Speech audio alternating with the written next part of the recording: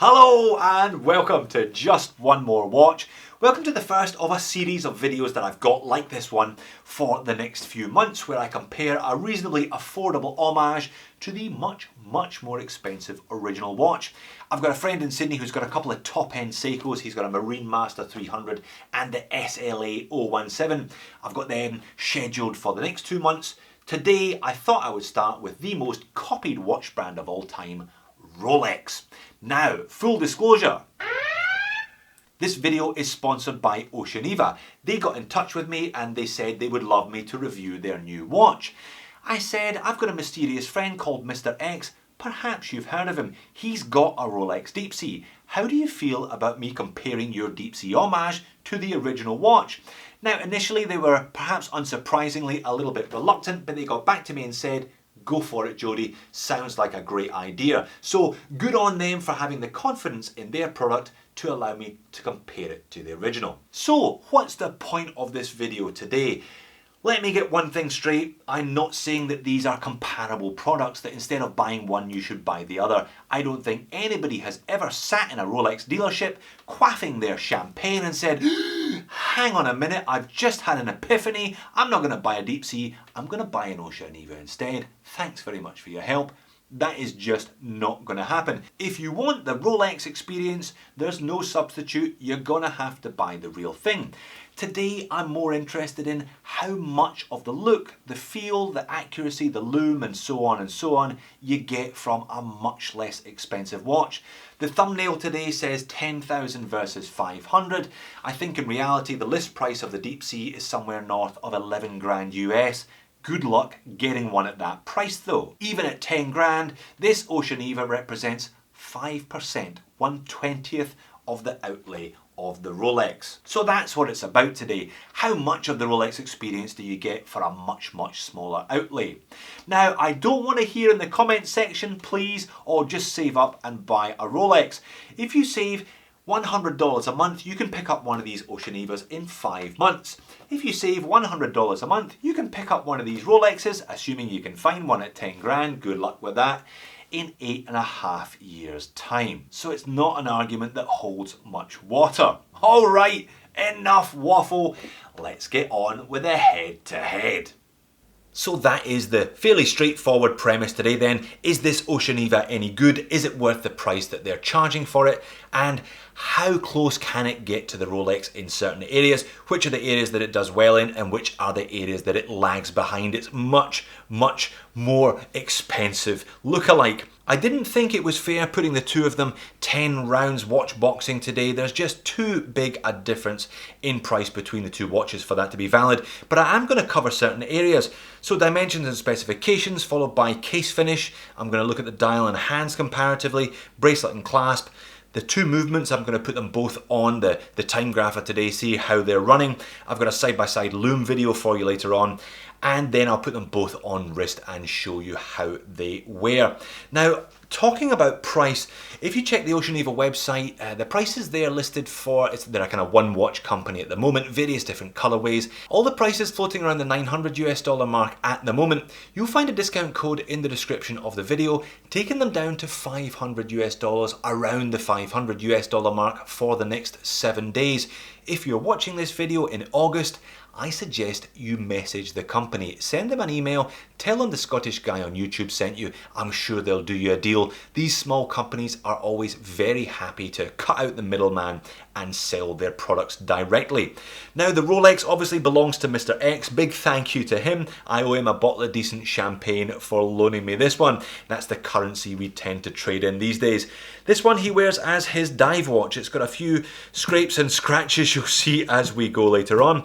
It's featured on the channel before. This is a 116660. It's a 2017 model Deep Sea Sea Dweller. It featured in the video where I unboxed his brand new James Cameron. There's a few differences between this older 2017 model and the newer 2018 model, which I'll talk about as we go later. So the Oceaniva is slightly smaller than the Deep Sea Sea Dweller, wouldn't be difficult. 42mm in diameter, 49 lug tip to lug tip, 15mm thick, 22mm lug width, tapering down to 20, back up to 22 for the clasp. weighing in at 195 grams. So fairly stout. When you're pushing up to 200 grams, you certainly know that you're wearing a watch. 316L stainless steel case, crown, bezel, solid bracelet, solid end links, only push pins in here though. Now the clasp is an interesting one, that's obviously going to feature later on.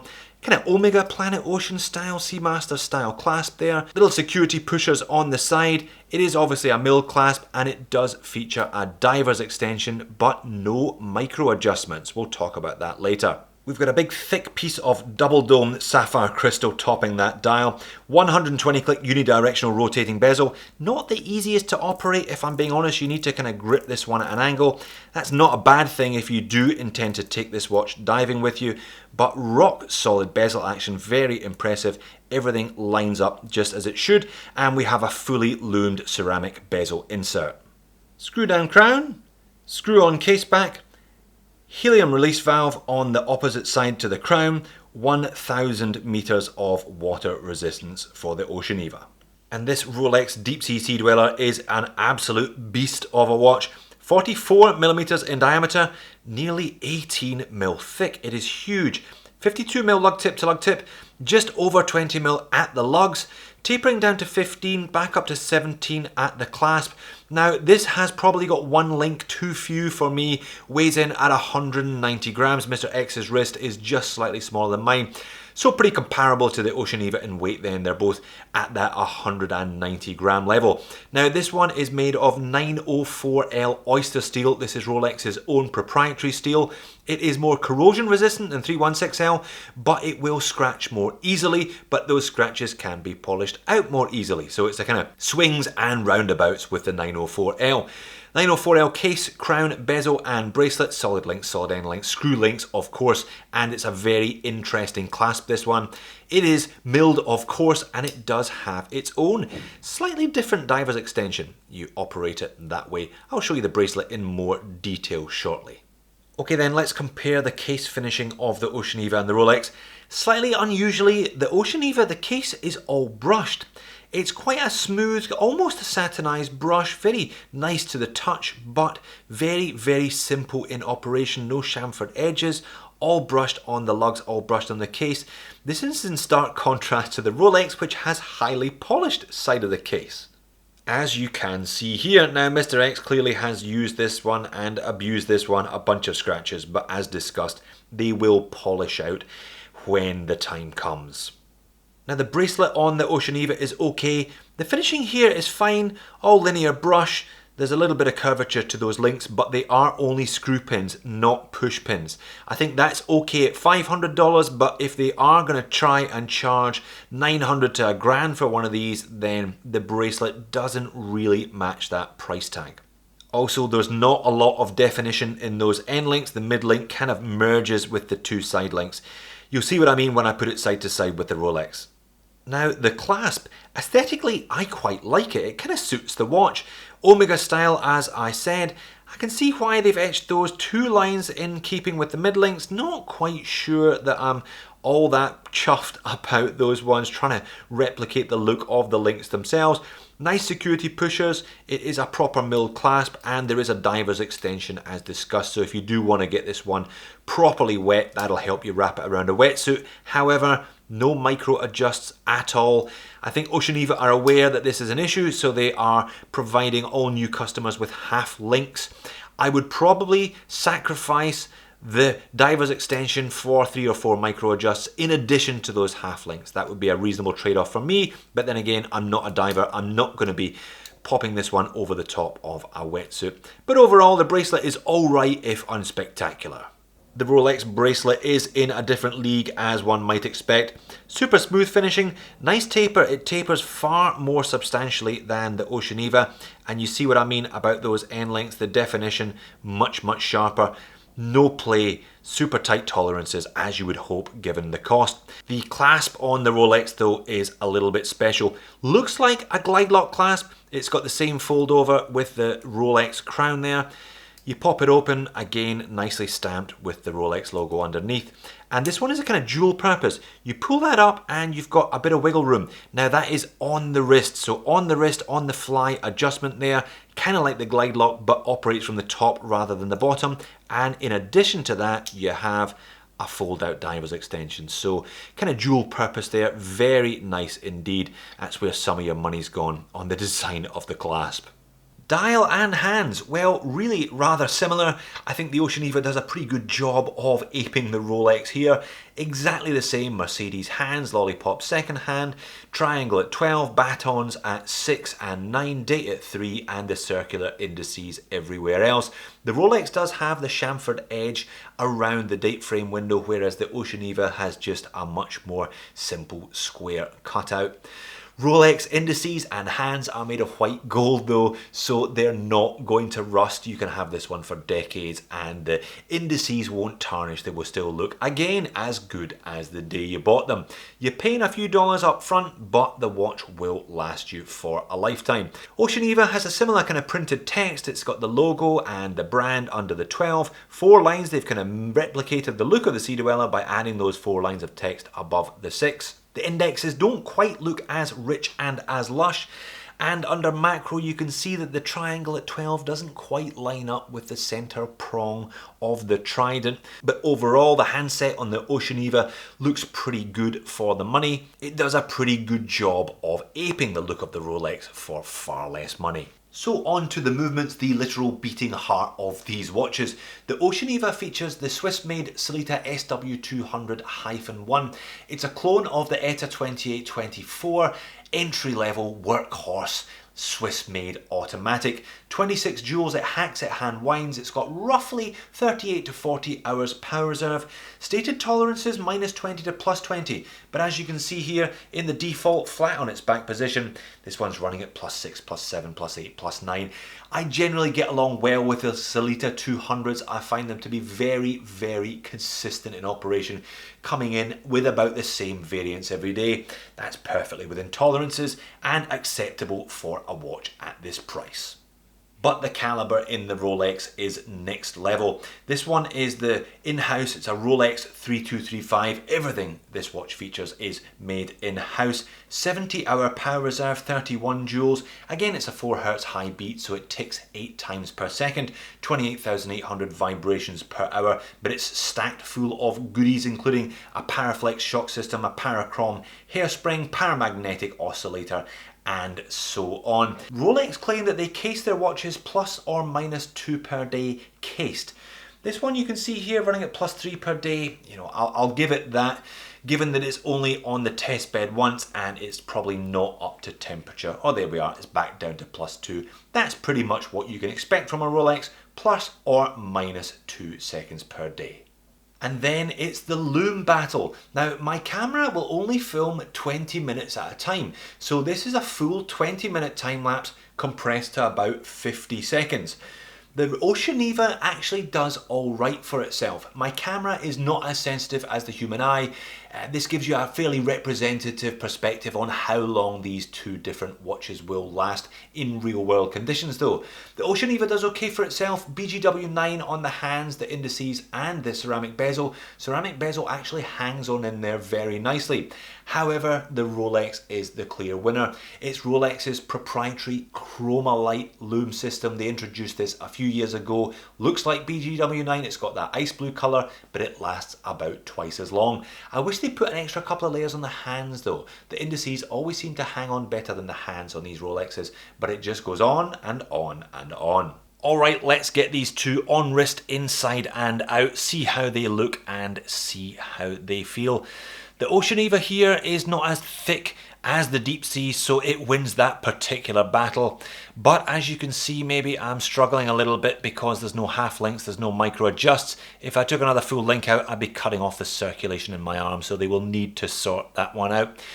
Not bad lug tip to lug tip, but it's got that protruding mid-link. So I've got a 7-inch wrist. I would say that this one might bobble around on you if you have a wrist much smaller than mine. These are big watches. I mean, look, you wear what you like. You buy and you wear exactly what you like. Don't listen to anybody else. But if you do have a wrist that is smaller than average, these watches might not wear all that comfortably. That's all I'm saying. Looks pretty good though, and that clasp I do like. Something a bit different for a Rolex homage. And that's it, zoomed out, no problem with legibility, white on black, you can see this one all day and all night. And we get it outside into some natural light.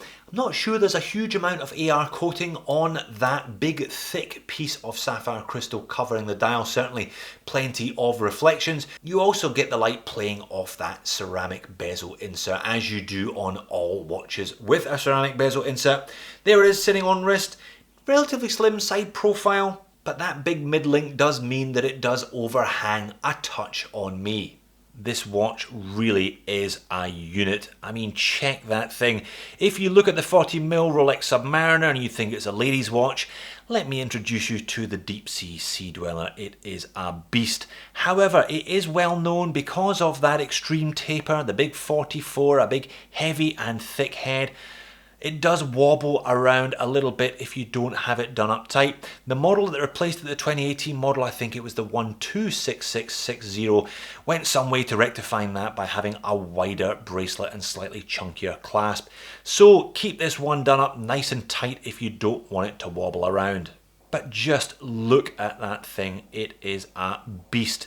This one will head to the bottom of the ocean. It will still be ticking long after your body has given up. Outside in natural light, very similar look to the Oceaniva in that there's no AR coating on that big thick piece of sapphire crystal, and the ceramic bezel insert does the same thing, bouncing the light around. Super thick, almost 18mm, but that super adjustable clasp does mean that you will always get the right fit with the Rolex, something you can't say about the Oceaniva. So how am I going to conclude this one? What have we learned today, if anything? What do you get for 5% of the purchase price of a Rolex? Well, look, this one does okay for itself, to be honest. I think it looks pretty good. Very, very similar in a lot of respects to the Deep Sea, quite clearly. It's even got the writing on that chapter ring. Helium escape valve on the other side, ceramic bezel insert. It looks pretty classy overall, this one, for $500. I think the lume hung on better than I was expecting. That's definitely a plus for the Oceaniva, and the Sellita 200 is a rock solid choice. Certainly a couple of notches up from a Miyota 9015 or the Seiko NH35, and you can still find plenty of Seiko powered watches at $500 US. What's not so good though is the finishing on the case. Very, very basic indeed, and the bracelet. They're going to have to do something about that bracelet. The overall quality of the bracelet is okay, if not exceptional, and difficult to get the proper sizing. As it currently stands, I'm not sure that half links are going to resolve that completely. You might get lucky, you might find a sweet spot, but you might always be searching for that extra mil of adjustment that you're not going to get. Do I think it's worth $500? Yes, it's a solid, well-made watch.